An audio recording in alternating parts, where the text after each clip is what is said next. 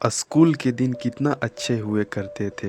दोस्तों के साथ मस्ती, एक दूसरे की छुट्टी के समय इंतज़ार करना और घर जाते समय मस्ती करते घर जाना, सच्ची में उन दिनों की बहुत याद आती है।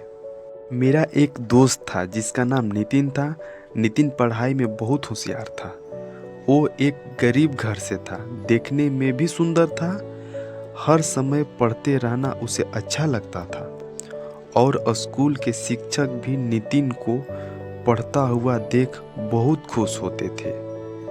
वो हमारे स्कूल का टॉपर बच्चा था। नितिन अपने माता पिता का एक ही संतान था और वो नितिन को बहुत प्यार करते थे। नितिन हमारे स्कूल का सबसे सुंदर लड़का था। कक्षा की सब लड़कियां उनकी दीवानी थी। नितिन की नशीली आंखें हर किसी को अपनी ओर आकर्षित करती थी। नितिन बहुत ही अच्छा लड़का था। हर कोई उसकी तारीफ करता था।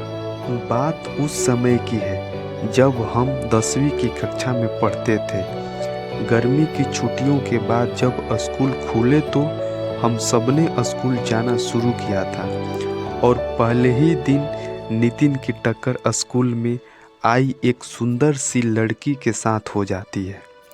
वो लड़की नितिन को बहुत भला बुरा कहती है, लेकिन नितिन उसको ही देखता रहा और मुस्कुराता रहा।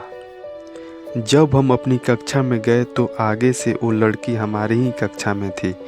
दरअसल हमारे शहर में उसके पिताजी की बदली हुई थी और इसलिए अपनी 10वीं की पढ़ाई पूरी करने के लिए उसने हमारे ही स्कूल में दाखिला लिया था। उस सुंदर लड़की का नाम शालिनी था।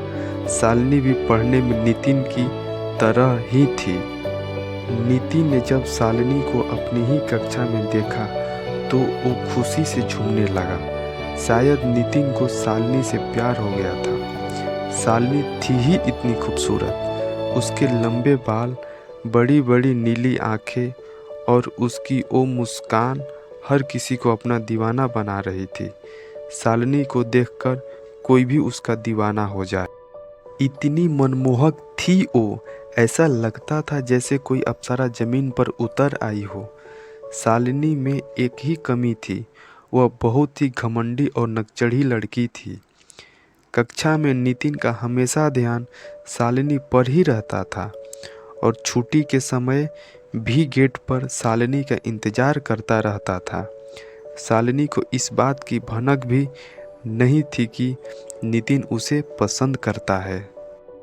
एक दिन जब नितिन के दोस्तों ने मजबूर किया कि वह जाकर शालिनी को प्रपोज करे, लेकिन नितिन भी बहुत हिम्मत जुटाकर शालिनी के सामने जाकर खड़ा हो गया और उसके सामने दोस्ती का प्रस्ताव रखा। लेकिन शालिनी बहुत ही गुस्से से बोली कि मैं तुम जैसे मिडिल क्लास वाले लड़कों से नफरत करती हूँ, और ये कहकर वह वहाँ से चली गई। नितिन एकदम टूट गया था। वह चुप चुप रहने लगा था, ना दोस्तों के साथ मस्ती, ना ही अब वो शालिनी को देखता था। बस अंदर ही अंदर रोता रहता।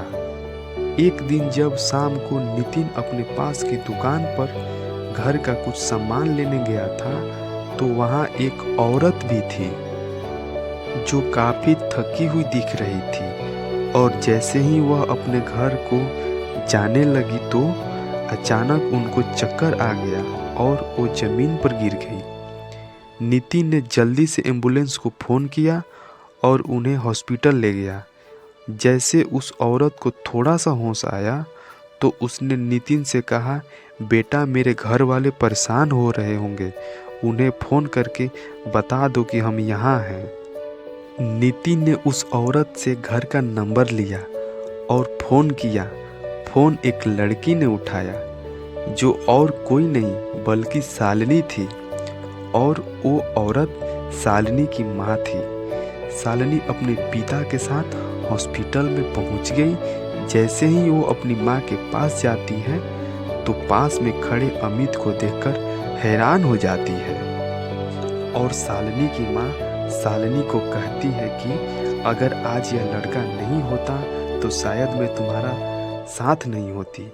माँ की यह बात सुनकर शालिनी रो पड़ती है। नितिन शालिनी के माता पिता को प्रणाम करके घर वापस आ जाता है। दूसरे दिन जब नितिन स्कूल में पहुंचता है तो शालिनी गेट पर उसका इंतज़ार कर रही होती है। नितिन जैसे ही उसके पास पहुंचता है तो वह नितिन का हाथ पकड़कर अपने साथ स्कूल से बाहर ले जाती है और उससे माफ़ी मांगती है। अपनी उस दिन की गलती के लिए नितिन उसे माफ़ कर देता है। आज शालिनी उसे प्रपोज करती है और नितिन हाँ कहकर उसे अपने गले लगा लेता है और दोनों एक दूसरे के हाथ पकड़कर स्कूल में जाते हैं। जब आप किसी से सच्चे दिल से प्यार करते हैं तो ईश्वर भी आपका साथ ज़रूर देता है। दोस्तों, अगर ये कहानी आप लोगों को पसंद आई हो तो सब्सक्राइब और लाइक ज़रूर करें। धन्यवाद।